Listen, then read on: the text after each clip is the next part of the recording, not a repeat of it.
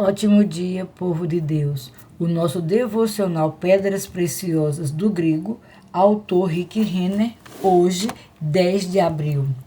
Título: Jesus desfaz a confusão criada por Pedro. Texto base: Lucas capítulo 22, do verso 49 ao 51. Os que estavam ao redor dele, vendo o que ia suceder, perguntaram: Senhor, feriremos a espada? Um deles feriu o servo do sumo sacerdote e cortou-lhe a orelha direita. Mas Jesus acudiu, dizendo: Deixai, basta. E tocando-lhe a orelha, o curou. Já lhe aconteceu de quase ter o coração partido ao ver a confusão em que um amigo transformou a vida dele? Por amar muito seu amigo, você estava disposto a fazer o que fosse necessário para ajudá-lo a colocar a vida em ordem novamente. Embora você soubesse que seria difícil, estava disposto a entrar na desordem, caos e confusão dele para ajudá-lo, porque você sabia que sozinho ele nunca sairia daquela confusão. Vejamos o que Jesus fez por Pedro naquela noite no jardim de Getsêmani, após Pedro decepar a orelha de Malco, servo do sumo sacerdote. Há algo que podemos aprender com o exemplo que Jesus nos deu naquela noite. O que Pedro fez a Malco não era apenas escandaloso, era contra a lei e, portanto, passível de punição. O ato de Pedro foi criminoso. A infração de Pedro era suficiente para arruinar toda a sua vida, já que ele poderia ter sido condenado por ferir fisicamente um concidadão. E aquele não era um cidadão qualquer. Como servo do sumo sacerdote, Malco era um homem extremamente conhecido na cidade de Jerusalém. Certamente Pedro teria sido preso por ferir uma pessoa de tal importância. Jesus acabara de suar sangue por causa da intensa batalha espiritual que travou em oração no jardim. Então, recebeu o beijo da traição de um amigo e, portanto, tinha à sua frente a perspectiva da cruz e 3 dias na sepultura. Agora, um novo problema havia sido lançado sobre ele. Em função do comportamento impetuoso e não autorizado de Pedro, Jesus teve de suspender tudo durante um momento para poder dar um passo à frente e corrigir a confusão criada pelo discípulo. Enquanto o sangue escorria do lado da cabeça de Malco e pingava da lâmina que Pedro segurava na mão, Jesus pediu aos soldados: Deixai, basta. Lucas 22, verso 51. Isso foi o equivalente a dizer: deixe-me fazer mais uma coisa antes de me levarem. Então Jesus estendeu a mão a Malco e, tocando-lhe a orelha, o curou. Em vez de permitir ser levado enquanto Pedro ainda estava sujeito à detenção, encarceramento e possível execução, Jesus interrompeu todo o processo para consertar a confusão feita por Pedro naquele momento. A Bíblia diz que Jesus tocou o servo. A palavra grega para toque é apitomai, que significa apertar firmemente ou segurar com força. Isso é muito importante porque nos permite saber que Jesus não apenas tocou ligeiramente em Malco, ele agarrou firmemente a cabeça do servo e o segurou com força. Isso é importante porque nos diz a tenacidade com que Jesus orava. Quando ele impunha as mãos sobre as pessoas, elas sabiam que mãos haviam sido impostas sobre elas.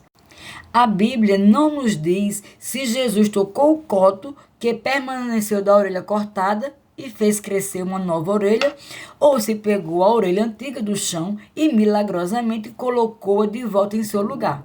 Porém, independente de como o milagre ocorreu, a palavra apitomai, tocou, nos faz saber que Jesus foi enérgico na maneira como tocou o homem. Como resultado do toque de Jesus, Malco foi completamente curado. Versículo 51. A palavra curou é a palavra grega iaomai, que significa curar, restaurar ou cicatrizar. Jesus restaurou totalmente a orelha de Malco antes de os soldados o amarrarem e levarem para fora do jardim. Naquela noite, no jardim de Getsêmani, as próprias palavras de Jesus derrubaram de costas 300 a 600 soldados. Ele não precisava da ajuda de Pedro. Ele não pediu a intervenção de Pedro. Mesmo assim, Pedro saltou de repente no meio do assunto de Deus e tentou criar uma revolta. Contudo, em vez de ir embora e deixar Pedro na confusão que havia criado com seus próprios atos, Jesus parou tudo o que estava acontecendo e interveio em benefício de Pedro. Jesus dedicou um tempo a curar a orelha de Malco por 2 motivos principais. 1, porque ele é um curador, e 2, porque ele não queria que Pedro fosse preso por suas ações impulsivas. Na próxima vez em que você pensar que está demasiadamente ocupado ou achar que é demasiadamente importante para se envolver no problema de um amigo, lembre-se desse exemplo que Jesus nos deu na noite da sua prisão. Naquela noite, muitas coisas passavam pela mente de Jesus. Contudo, parou tudo para ajudar um amigo. Ele poderia ter dito: Pedro, você criou essa confusão sozinho, agora pode desfazê-lo sozinho. Porém, estava claro que Pedro nunca sairia daquela complicação sem a ajuda. Por isso, Jesus entrou em cena para ajudar Pedro a pôr as coisas em ordem novamente. Quando for tentado a julgar os problemas em que as outras pessoas criaram para si mesma, será bom você se lembrar de muitas vezes em que a misericórdia de Deus interveio para salvá-lo de situações de confusão criadas por você. Mesmo que você mereça ter problemas, Deus o amou o suficiente para ficar bem ao seu lado e ajudá-lo a endireitar coisas para poder sair daquela confusão. Agora, sempre que você vir outras pessoas em apuro, tenha a oportunidade de ser uma extensão da misericórdia de Deus por elas. Coloque tudo em segundo plano durante alguns minutos para você poder estender a mão a um amigo com problemas. Então, faça tudo o que puder para ajudar e restaurar a situação. Se isso foi suficientemente importante para que Jesus o fizesse, também você tem tempo para fazê-lo. Torne uma prioridade hoje ser um amigo fiel até o fim, como Jesus foi para com Pedro no jardim do Getsêmani. Minha oração para hoje. Senhor, sou tão grato pelas muitas vezes que tu entrastes em minha vida para desfazer as confusões que eu mesmo criei. Se eu tivesse sido mais paciente e esperado em ti, poderia ter evitado os problemas que roubaram meu tempo, pensamentos, energias e dinheiro. Perdoa-me por ser impetuoso e ajuda-me a aprender a esperar em ti. Quando eu vir outros cometer os mesmos erros que eu cometi, ajuda-me a lembrar dos tempos em que tu me ajudastes, para que eu possa responder com um coração cheio de compaixão e não com julgamento, estendendo a mão para ajudá-los a se recuperarem dos erros que cometeram. Assim eu oro em o nome de Jesus. Minha confissão para hoje. Confesso que sou misericordioso e compassivo para com as pessoas que bagunçaram suas vidas.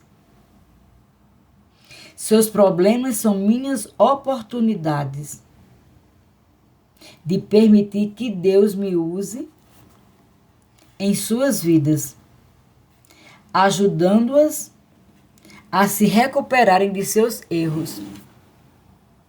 Deus ama tanto essas pessoas que quer me enviar para junto delas, a fim de auxiliar, ensinar e fazer tudo o que eu puder para ajudá-las a se aprumarem novamente.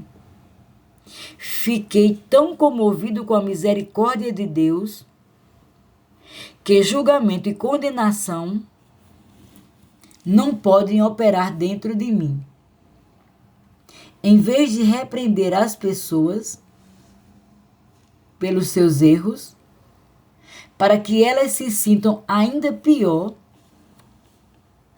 quanto ao que fizeram, eu sou a misericórdia de Deus estendida para apoiá-las em seu tempo de tribulação. Declaro isso pela fé em nome de Jesus. Para refletir, número 1.